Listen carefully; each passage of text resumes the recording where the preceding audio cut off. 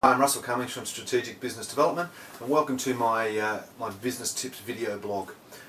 Recently I've written an article called The Lost Art of Management, and in that I've been talking about how I believe that many businesses have lost the art of managing or leading their people. Now I don't want to get into an argument I guess about the semantics of managers versus leaders and whether leaders are managers or managers are leaders, that sort of thing. I think you know what I'm talking about.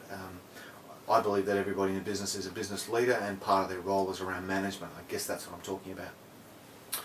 What I've noticed as a business consultant is that the global financial crisis has led to, I guess, a lot of competition in the marketplace. We're seeing a rise in the competition between direct competitors, even though some of my clients, we're seeing that their competition has vanished. We're seeing tighter margins, and we're seeing far more global competition than we've ever seen before. So it's not just local competition now, we're seeing competition from all around the world. I also believe there are significant opportunities, and many of my clients are picking up on significant opportunities. But in many cases we're under-resourced because we simply don't have some of the people that we require in middle management to drive and leverage our team. Why? I believe in the 80s and 90s that we had this rash of razor gangs and you know, excise the fat sort of gurus and business leaders that went in and holeless, bowless, sliced middle management out of many companies. Now there was probably some justification to restructuring and reorganising for more efficiency, but I think along the way what we lost was a culture of coaching and mentoring and growing and developing our people. I think that we then went into a situation where we've had 2 decades of fantastic economic growth, and one of my favourite sayings is that money can paper over a lot of cracks. But since the GFC, some of the money's dried up and we're starting to see some of these cracks appear in many businesses.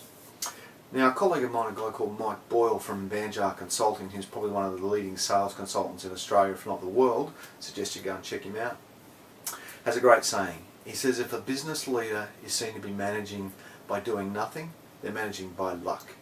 If they're seen as managing by focusing on the results, they're managing by fear. If they're seen as managing by activity, then they're seen as focusing on pressure, they're pressuring people. But if they're seen to be improving the knowledge, skills and behaviours of their teams, they're actually seen as managing by development and growth.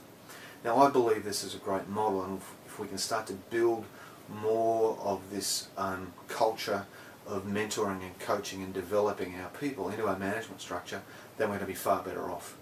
Not to say that we don't still need to keep a focus on results and activity. You know, are you achieving your targets? Are you achieving things you need to do? Also, you know, what are you doing with your time? Are you spending it wisely? Blah blah blah. But lastly, what skills and knowledge do you need to do to be better in your job, and what's some of the behavioural changes that you might need to make to be better? I think this is an important business model moving forward. Leaves me with just 2 questions that I'd probe for you. What are the business leaders in your organisation doing to improve the amount of growth and development that they do? And secondly, how will you move your organisation from a business that focuses on fear and pressure to an organisation that has more of a focus on coaching, mentoring and development? I hope you enjoyed that. There's more information on my website and my blog, which you'll see at www.sbdbusiness.com.au. I look forward to seeing you again.